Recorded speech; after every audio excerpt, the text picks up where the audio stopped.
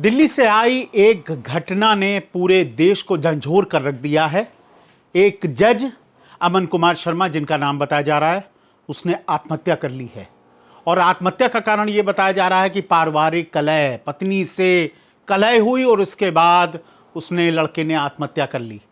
लड़के को जो जज साहब हैं, उनके पिता, उनका पुलिस के सामने बयान ये आया है कि लड़की यानी कि खुद न्यायिक मजिस्ट्रेट है और जुडिशियल अधिकारी है और उसकी बहन आईएएस है और उसकी बहन का उसके परिवार पर जबरदस्त इंटरफेरेंस था।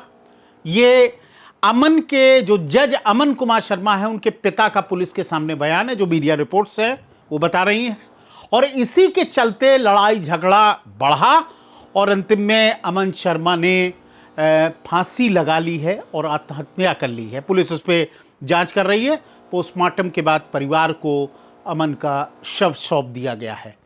सवाल बहुत बड़ा और अहम खड़ा होता है कि लगातार ये बातें कही जा रही हैं कि साहब पुरुष प्रताड़ित है, जो लगातार ये कानून है उनका बेजा इस्तेमाल हो रहा है और कैसे हो रहा है इसका प्रत्यक्ष उदाहरण अमन शर्मा के सामने है। क्या होगा इस पर, कानून क्या कहेगा, इस पर आगे क्या क्या एक्शन होंगे, हमारे साथ बातचीत करने के लिए डॉक्टर एपी सिंह साहब जुड़ गए हैं। आप सुप्रीम कोर्ट में एडवोकेट हैं, इसके साथ ही निर्भया के केस में जो दोषियों के वकील रहे हैं। आप लगातार, एक लंबी वकालत है आपकी, और मेन कमीशन यानी कि पुरुष आयोग के लिए आप लगातार संघर्ष कर रहे हैं। डॉक्टर साहब, अमन कुमार शर्मा की जिस तरह आत्महत्या हुई है, प्राइमा फेसाई इस खबर को आप कैसे देख रहे हैं? अभी तक कहा जाता था एक आदमी मर गया, एक पुरुष मर गया, किसी का बेटा मर गया, किसी का भाई मर गया, किसी का चाचा मर गया, किसी का भतीजा मर गया। लोग साधारण लेते थे, उसको हल्के में लेते थे। लेकिन आज न्यायाधीश मर गया, दिल्ली में मर गया, देश की राजधानी में मर गया, जहां सुप्रीम कोर्ट है, हाई कोर्ट है, राष्ट्रपति भवन है, सारे देशों के दूतावास हैं, सब प्रदेशों के भवन हैं। वहां पर एक न्यायाधीश मर गया, जिसकी पत्नी भी न्यायाधीश है, जिसकी साली भी, रिश्ते में तो रिश्ते से कहा जाएगा, आईएएस है। शिक्षा की कोई कमी नहीं, एडमिनिस्ट्रेट की कोई कमी नहीं, दिमाग की कोई कमी नहीं, मानसिक सोच की कोई कमी नहीं, कोई गरीबी नहीं, कोई रोटी की लड़ाई नहीं, कोई कपड़ा नहीं, कोई मकान नहीं।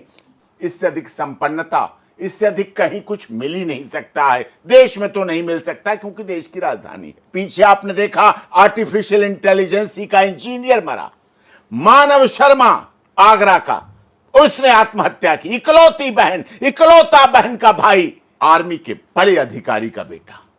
आपने देखा इस तरह से लगातार sitting member of parliament, Himachal का सिटिंग मेंबर ऑफ पार्लियामेंट, जो संसद में बोल सकता था, देश की बड़ी पंचायत में बोल सकता था, लोकसभा में बोल सकता था, उसने दिल्ली में अपने आत्महत्या कर ली।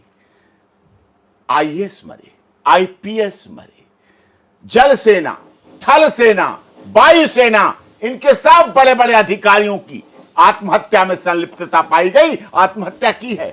और यह बीमारी केवल दिल्ली नहीं, राजस्थान नहीं, मध्य प्रदेश नहीं, आसाम में भी, गुवाहाटी में भी, कन्याकुमारी में भी, कश्मीर में भी, अटक में भी, कटक में भी, खाड़ी में भी, पहाड़ी में भी। इसका मतलब पूरे देश में जब ऐसा महामारी सी फैल जाए तो इसके पीछे कारण है कि हमारा कानून कमजोर है। मतलब शॉकिंग है डॉक्टर साहब ये बात सोचना और कहना कि एक जज जो फैसले कर रहा था, एक जज पब्लिक डीलिंग कर रहा था, जो आपको न्याय देने के लिए भविष्य में हर समय केसों से अपने आप को रोक नहीं पाया। मतलब अपने केस में, अपने लेवल पे वो रोक नहीं पाया और इस लेवल की प्रताड़ना कि उसको फांसी लगा कर आत्महत्या कर देनी पड़ी। आत्महत्या करनी पड़ी। मतलब किस तरह का एक्सट्रीम। दिल्ली में मोबाइल फोन है, पीसीआर है, कमिश्नर ऑफ पुलिस हैं, एसएचओ हैं, एसीपी हैं, लेकिन उसके बाद भी उसे अपने जीवन की इस लीला को खत्म करना पड़ा, जिसने अपनी लीला शुरू की थी मात्र 2021 में, कोरोना के बाद।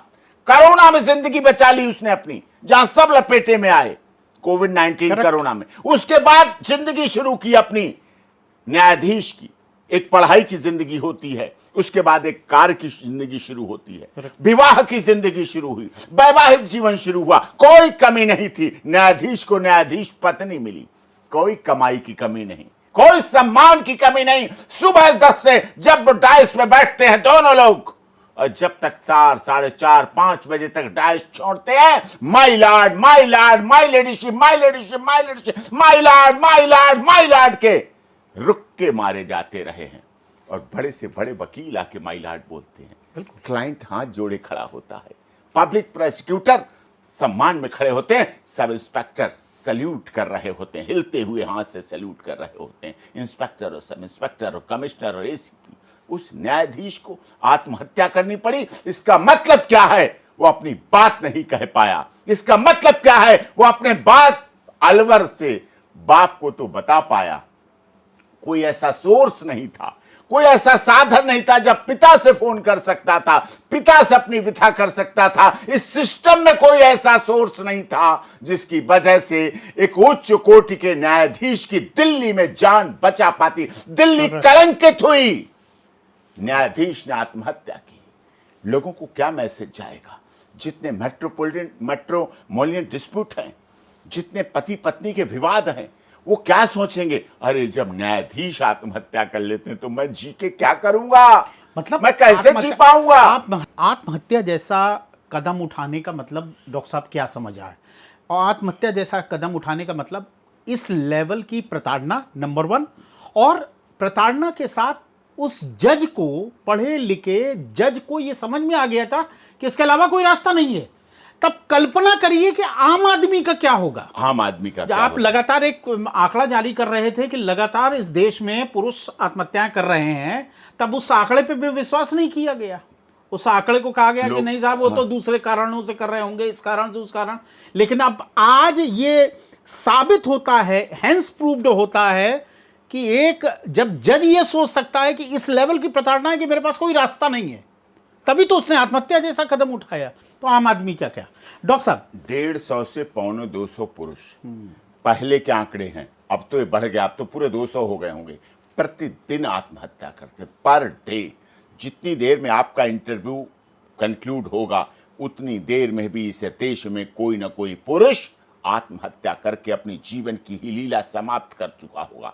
वो किसी का बेटा होगा, किसी छोटे से बच्चे का बाप होगा, किसी नन्ही सी बेटी का पिता होगा, किसी का भाई होगा, किसी का देवर होगा, किसी का भतीजा होगा, किसी का बहनोई होगा, किसी का कुछ भी रिश्तों से भरा हुआ होगा, लेकिन वो अपने जीवन की लीला अपने आप समाप्त कर चुका। उस समय दौर में जब लोगों की जीवन की 100 साल, आज उम्र नहीं है अवस्थी जी, आप देश के वरिष्ठ पत्रकार हैं, सामाजिक जीवन से जुड़े रहते हैं, आपका चैनल पूरी दुनिया में देखा जाता है। आज 100, 125 साल नहीं कोई जीता है। आज 70, 80, 85, 65, 70, 65, अब तो कोरोना काल के बाद आंकड़ा 30, 35, 40 वालों के शोक संदेश आते हैं। 35 साल, 40 साल। अभी हमारे एक मित्र लोकेंद्र सिंह शेखावत कल में होके आया जयपुर, 40-42 साल की उम्र में डेथ हो गई।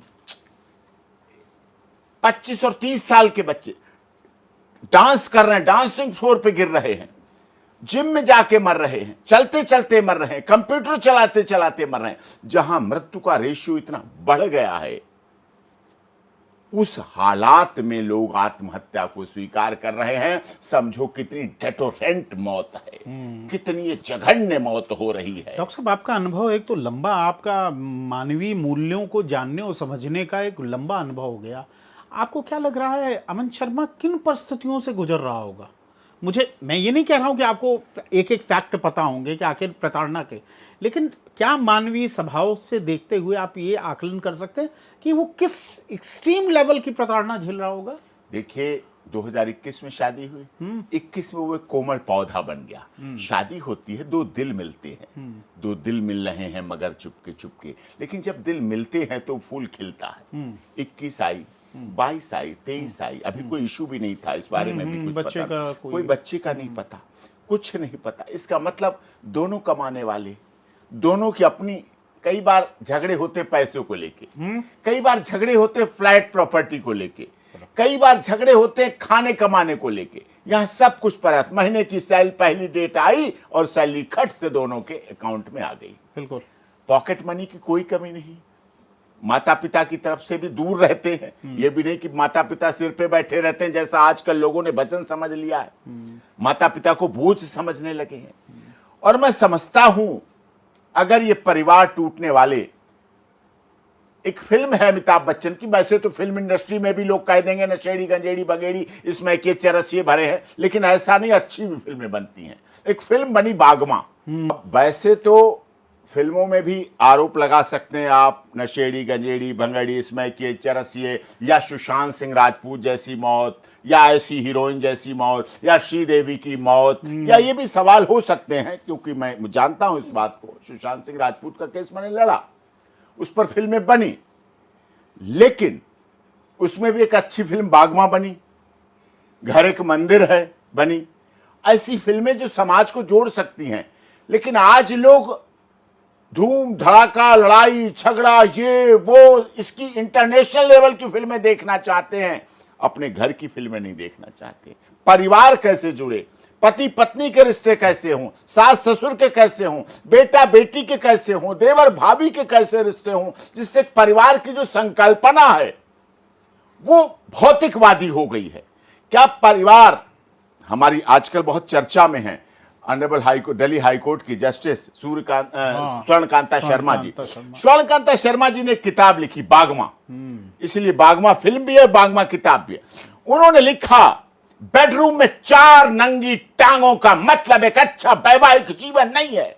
कितनी कटु आलोचना थी कि बेडरूम में 4 नंगी टांगे, पति पत्नी का सेक्सुअल रिलेशन वैवाहिक जीवन, सफल वैवाहिक जीवन नहीं हो सकता। मतलब उतना तक सोचिए आप। तो ये जो चीजें, भावनाएं हैं, परिवारों को, लोगों को, समाज को, इंसानों को रिश्तों में ढालना पड़ेगा, अपने रिश्तों में जोड़ना पड़ेगा। और उसका सबसे बड़ा कारण यह है, परिवार तो जुड़े, पहले भी जुड़े। हमने आधुनिकता लाए, हमने इंडियन पिनल कोड हटा के बीएनएस ले आए, मॉडर्नाइजेशन ले आए, बहुत अच्छी त्वरा और गति से विकास ले आए, लेकिन क्या हम पुरुषों के लिए कोई ऐसा बचत के लिए कानून ले आए? पुरुषों को बचा लो, पुरुषों की जिंदगी बचा लो, कोई ऐसा कानून ला लो जिसमें पुरुष भाई, मरते हुए बच्चे, मरते हुए युवा, मरते हुए पति, मरते हुए देवर, मरते हुए जेठ, मरते हुए बेटा, मरते हुए भाई बच जाएं। कई जगह तो मारे गए, मेरठ में मारा गया, शिलांग में मारा गया, बिल्कुल काट दिया गया, बेल हो गई। क्या सजा, क्या दंड मिला, क्या दंड मिला? 10 और 11 महीने में अगर आप बेल देते, इसका क्या अर्थ हुआ? आप क्या मैसेज देना चाहते हैं? कोई भी किसी को ले जाके 20-25 लाख रुपए देके मार दो, काट दो, खत्म कर दो, खाई में डाल दो किसी के बेटे को, और उसके बाद उसकी बेल हो जाए।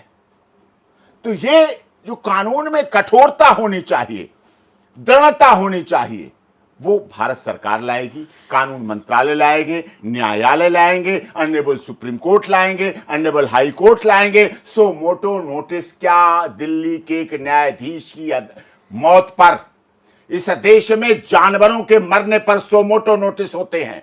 किसी जाति के नाम पर कोई अगर मर जाए, अवस्थी जी आप बहुत बड़े पत्रकार हैं, अगर जाति के नाम पर कोई पत्रकार, जाति के नाम पर कोई व्यक्ति मर जाए तो सो मोटो नोटिस हो जाते हैं।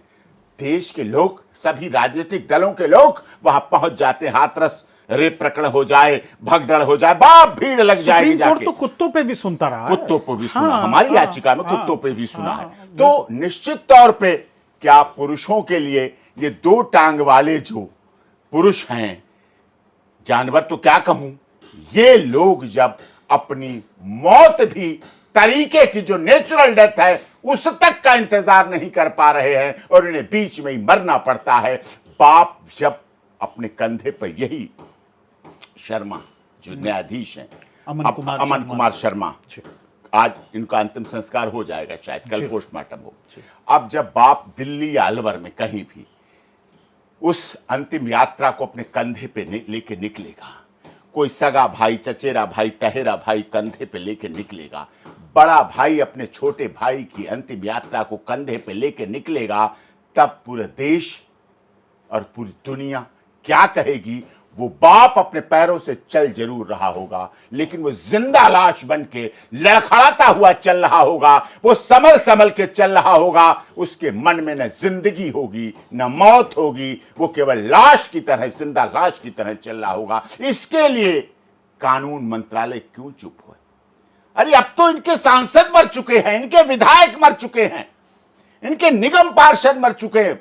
हर पार्टी के, भारतीय जनता पार्टी हो, कांग्रेस हो, आम आदमी पार्टी हो, सीपीआईएम हो, टीएमसी हो, इनके पदाधिकारी आत्महत्या कर चुके हैं। थल सेना, जल सेना, वायु सेना के अधिकारी मर चुके हैं, पत्रकार मर चुके हैं, वकील मर चुके हैं, इंजीनियर मर चुके हैं, डॉक्टर मर चुके हैं जो जिंदगी देते हैं, ये आत्महत्या कर रहे हैं। व्यापारी मर रहे हैं, जहां कोई पैसे की कमी नहीं। इंपॉर्टेंट ये है कि जो पिता ने पुलिस को वर्जन दिया है, उस वर्जन में पत्नी के साथ झगड़ा तो बताया ही है। इस वर्जन में एक बड़ी अनोखी बात यह है कि पत्नी की जो बहन आईएएस है, खुद बड़े प्रभावशाली है, उसके इंटरफेरेंस की बात कही गई है। क्योंकि अमन ने अपने पिता को कहा कि उसकी बहन यानी कि उसकी साली जरूरत से ज्यादा इंटरफेरेंस कर रही थी, उसके पारिवारिक जीवन में इंटरफेरेंस कर रही थी, इसी कारण उसने आत्महत्या कर ली। आप बतौर वकील सुप्रीम कोर्ट, इस पर क्या क्या कानूनी कार्रवाई होगी ये 200% सच्चाई है। परिवारों को तोड़ने में परिवार के सदस्यों की ऐसी निकृष्ट जिम्मेदारी सामने आ रही है जो मौत के कारण बनती हैं, परिवार को तोड़ने के कारण बनती हैं, ब्रेकअप बनते हैं, जो माँ बाप घर बसाने के लिए भेजते हैं, जो बहनें चाहती मेरी बहन का घर सुखी रहे, खुशी रहे, लेकिन वही कारण बनती हैं। कितने केसों में ऐसा आ रहा है, इस तरह से पिनअप करना, इस तरह से पढ़ाना, इस तरह से सिखाना। ये मोबाइल फोन जो सुविधा के लिए बने थे, जीवन की दुविधा कर देते हैं। कुछ भी कभी भी कोई बताने, कभी भी किसी को ट्यूशन देने, कभी भी किसी को सिखाने के लिए पूरे लामबंद हो जाते हैं और इस तरह से कार्य करने लगते हैं। ये बिल्कुल सच्चाई है, बिल्कुल सच्चाई है। हर परिवार इससे सहमत है, हर परिवार में ऐसा हो रहा है और यही कारण है। और ये एक तरफ से नहीं हो रहा, ये दोनों तरफ से होता है। दोनों तरफ, लड़के की तरफ से भी, लड़की की तरफ से भी, लड़की की तरफ से भी, लड़के की तरफ से भी। जबकि होता ये था, हनीमून पे भेजने का मतलब पति पत्नी दोनों गए, कोई परिवार का नहीं जाएगा। अब कोई परिवार का अगर दखल ना दे, अगर इसमें उनकी आईएएस बहन दखल ना देती, तो मैं गारंटी से कह सकता हूं दोनों न्यायाधीश आज सुखद अपना वैवाहिक जीवन पूर्ण कर रहे होते। ये सच्चाई है। ठीक है। तो आपको क्या लगता है कि चूंकि वो महिला, अब तो अमन की जो पत्नी है वो खुद जज है और साली उसकी आईएएस है, आपको क्या लग रहा है इस मामले में इन्वेस्टिगेशन फेयर हो पाएगी? इन्वेस्टिगेशन फेयर नहीं हो पाएगी, लेकिन मैं आशा करता हूं कि दिल्ली पुलिस है, एशिया की सबसे तेज तर्रार पुलिस है। पुलिस ने भी अपने पुरुषों को खोया है, पुरुष में भी हत्याएं हुई हैं, पुरुष की पुलिस अधिकारियों पे भी ऐसे आरोप लगे हैं। तो निश्चित तौर पर यह मामला विषय न्यायाधीश, विषय आईएएस, विषय आईपीएस, विषय बड़े राजनेता का नहीं है, विषय न्याय दिलाने का। जो व्यक्ति मर जाता है उसको न्याय दिलाने की जिम्मेदारी जिंदा लोगों की होती है। वो तो मर के चला गया, उसे कौन न्याय दिलाएगा? उसे जिंदा लोग न्याय दिलाते हैं और उसके लिए जिंदा लोग ही न्याय दिलाने के लिए लड़ते हैं, संघर्ष करते हैं और जीतना चाहिए। इन्वेस्टिगेशन साफ हो, बिना किसी दबाव की हो, निष्पक्ष, निर्भीक, निडर, बिना किसी दबाव के, बिना किसी आईएएस एसोसिएशन के फोन के, बिना किसी उच्च पदाधिकारियों के दबाव के, क्योंकि उस बेटे के बाप के पास उतने दबाव नहीं होंगे, नहीं होंगे। उसके पास आपको ये समझना पड़ेगा, अमन के पिता को शायद ये डॉक्टर साहब सही एडवाइस कर रहे हैं कि वो इन्वेस्टिगेशन अपने आप में इन्फ्लुएंस होगी, क्योंकि एक जज के खिलाफ है, एक आईएएस के खिलाफ है, पुलिस की वो नहीं है, कोई ना कोई इंडिपेंडेंट एजेंसी जैसे सीबीआई वगैरह या कोर्ट मॉनिटर्ड। वैसे तो उनके बेहतर होगा कि उनके पिता इस मामले को लेकर हाईकोर्ट, और नहीं हाईकोर्ट देता है तो सुप्रीम कोर्ट जाना चाहिए, क्योंकि इस तरह का जो इन्फ्लुएंस है। क्योंकि एक बड़ी अजीब सी खबर आ रही है कि इस घटना के बाद जब उसकी पत्नी को फोन किया गया, उसके फोन उसने स्विच ऑफ कर लिया। समझिए आप मतलब उसका कंडक्ट ये बता रहा है शामिल है, हाँ, कि आपके शामिल है, क्यों आपने फोन क्यों बंद कर लिया? पति मरा है। हाँ, और उसके पिता से एक और खास बात है, उसके पिता से, अमन के पिता से लड़की मतलब उसकी महिला ने उसकी वाइफ ने कहा कि तुम चले जाओ नहीं तो हम पुलिस को बुला के अंदर करा देंगे तुम। हो बताइए, मतलब ये उसे भी हुआ अंदर है करा देंगे। इसमें। चले जाओ डॉक्टर- यहाँ से, ससुर चला जाए, 9 महीने पेट में पालने वाली वो माँ बाप चले जाएं, जिन्होंने बड़ा किया, जिन्होंने, क्योंकि अगर ये न्यायाधीश ना होता तो इससे न्यायाधीश शादी नहीं करते। करेक्ट। इसका मतलब न्यायाधीश बनाने तक वो पिता था, न्यायाधीश बना के शादी कराने तक पिता था। वो पिता जो शादी में नोट बिखेर रहा था, वो पिता जो शादी में अच्छे से अच्छा बैंड ला रहा था, वो पिता जो शादी में अच्छे से अच्छी कैटरिंग करके रिसेप्शन दे रहा था, वो पिता जो आज शादी में अच्छी से अच्छी गाड़ी में बहू की विदा करा के ला रहा था, वो पिता जो शादी में ऐसे नोट लुटा रहा था जैसे उसे बहू नहीं, उसके लिए जीवन के साथनी, उसके बेटे के जीवन साथी, उसको परिवार को तारने वाली मिल गई हो, और वही बहू कह दे चले जाओ यहां से, नहीं मैं अपनी पावर का प्रयोग करके तुम्हें बंद करा दूंगी, क्योंकि पुलिस मुझे सैल्यूट मारती है, और तुझे, तेरे बेटे को सैल्यूट मारने वाली पुलिस, क्योंकि तेरा बेटा मर गया है, तेरे बेटे ने आत्महत्या कर ली है, इसलिए अब तेरी कोई पावर नहीं, सिर्फ मेरी पावर चलेगी, क्योंकि मैं जिंदा हूं। ये दुखद है, न्याय होना चाहिए। और ऐसे मामलों में उसका बाप क्या, अमन कुमार शर्मा का पिता क्या कर पाएगा? माननीय सर्वोच्च न्यायालय की कानून की आंखों की पट्टी से हमने खुलवा दी, आंखों की पट्टी आज खुली हुई है पट्टी। आज उन्हें चीफ जस्टिस ऑफ इंडिया के पास इनहेरेंट पावर है। आप तो सुप्रीम कोर्ट को कवर करते हैं, अंदर से देखते हैं, सुनते हैं। कई मामलों में आज इस मामले में स्वयं सोमोटो लेके सीबीआई जांच बिठा देनी चाहिए, और सीबीआई जांच हो, और सीबीआई जांच में भी वो कारण सामने आना चाहिए, और वो लैंडमार्क जजमेंट बनना चाहिए, जो शायद किसी और न्यायाधीश, किसी और मजिस्ट्रेट, कोई और सेशन जज या कोई और हाई कोर्ट का जस्टिस मरे ना, कोई और आईएएस आईपीएस की मौत ना हो, किसी और थल सेना, जल सेना, वायु सेना, रैपिड एक्शन फोर्स के अधिकारी की मौत ना हो, किसी और व्यापारी की मौत ना हो, कोई और बेंगलुरु जैसे आर्टिफिशियल इंटेलिजेंसी का इंजीनियर ना मारा जाए, कोई और मेरठ में काट के ना डाले जाएं, शिलांग जैसी घटनाएं। ये जो अभी तक क्या है, अमन शर्मा और जो डॉक्टर साहब लगातार कह रहे हैं कि हर दिन 150 से 200 लोगों की मृत्यु होती है, उनमें डिफरेंस क्या है? उनमें डिफरेंस ये है कि प्रताड़ना के लिए मुकदमे दर मुकदमे दाखिल किए गए।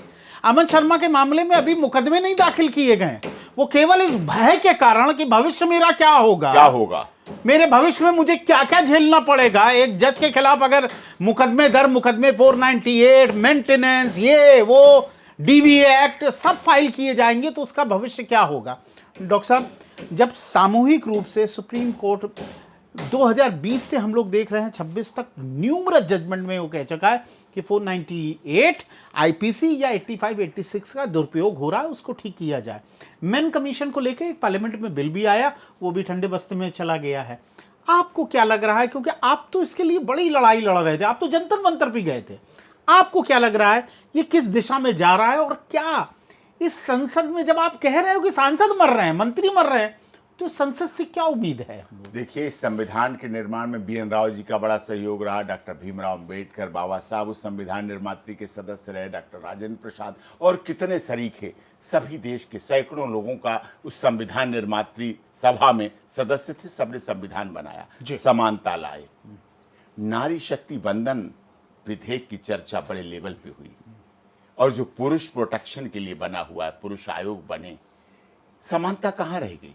जब आपने महिला आयोग, महिला हेल्पलाइन, महिला हेल्प डेस्क, महिला थाना, महिला फास्ट ट्रैक कोर्ट, महिला के लिए सब कुछ बना दिया है, तो पुरुष आयोग क्यों नहीं, पुरुष हेल्पलाइन क्यों नहीं, पुरुष हेल्प डेस्क क्यों नहीं, पुरुष थाना क्यों नहीं, पुरुष फास्ट ट्रैक कोर्ट क्यों नहीं? समानता तो लाइए। अरे आप छोड़ दीजिए सब कुछ, एक पुरुष के लिए नेशनली एक ऐसी हेल्पलाइन बना दीजिए जो हर एसपी ऑफिस से जुड़ी हो, जो उसका समाधान तो कर सके। कम से कम मरने से पहले एक बार फोन करेगा तो उसकी काउंसलिंग तो हो जाएगी, उसके लिए कुछ साधन तो मिल जाएगा कि मैं वहां जाके कुछ कह सकता हूं, वहां जाके अपनी बात कह सकता हूं। अभी पुरुषों के लिए अंधा कानून है, पुरुषों के लिए कोई नहीं सुनता। एक समय था जब अमिताभ बच्चन ने अंधा कानून फिल्म बनाई थी, लेकिन आज भी पुरुषों के लिए, इस देश में भाइयों के लिए, इस देश में युवकों के लिए, इस देश में पतियों के लिए अंधा कानून है, जिसकी वजह से आज उस कानून के रक्षक, कानून के रखवाले माय लॉर्ड न्यायाधीश को भी आत्महत्या करनी पड़ी। करेक्ट करेक्ट है।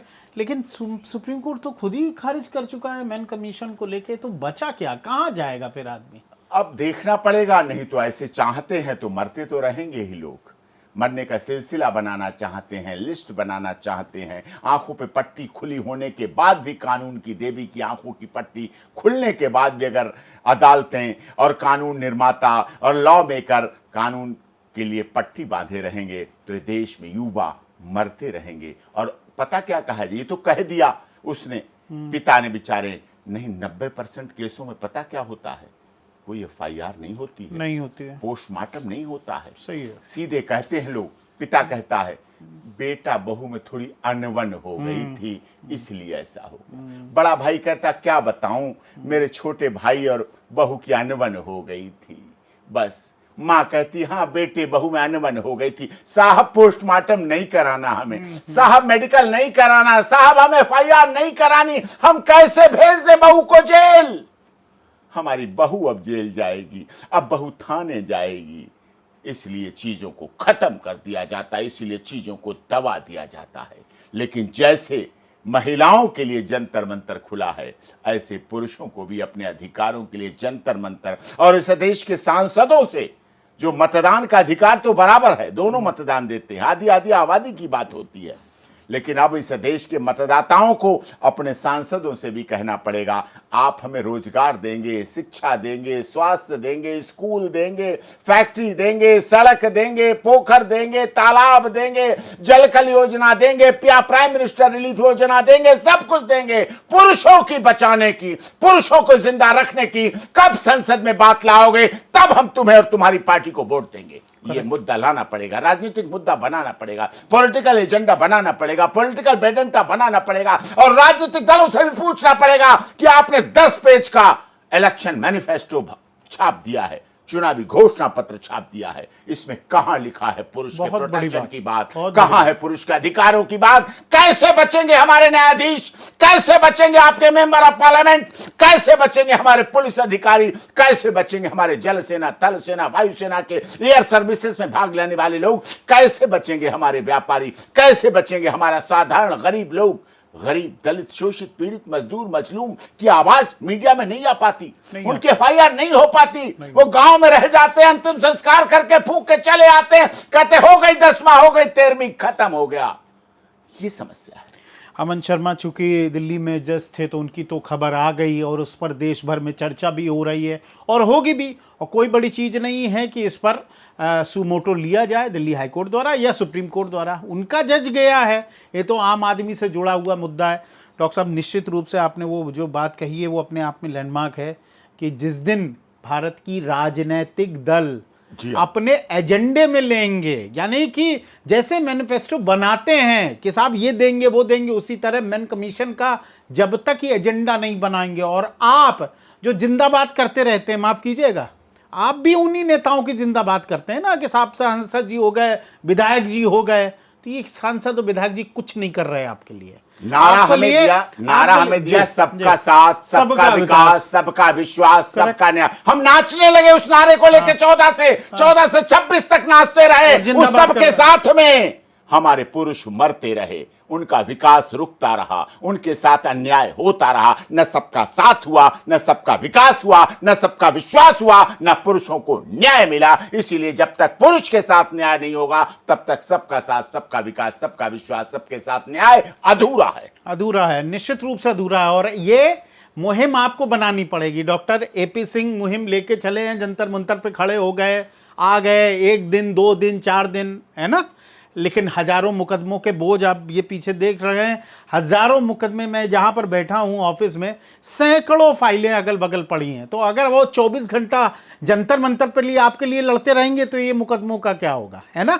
लेकिन आपको बढ़ना है, आपको सोचना है कि जज अमन शर्मा जैसी घटनाएं अब इस समाज में दोबारा ना हो, जिसके लिए किसी पर भी प्रेशर बनाने की, दबाव बनाने की जरूरत हो, आपको उठना पड़ेगा। डॉक्टर साहब बहुत बहुत शुक्रिया, बहुत बहुत धन्यवाद। लीगल रिपोर्टर के सभी वीडियो को देखने के लिए लीगल रिपोर्टर को सब्सक्राइब करके बेल आइकन बटन जरूर दबाएं।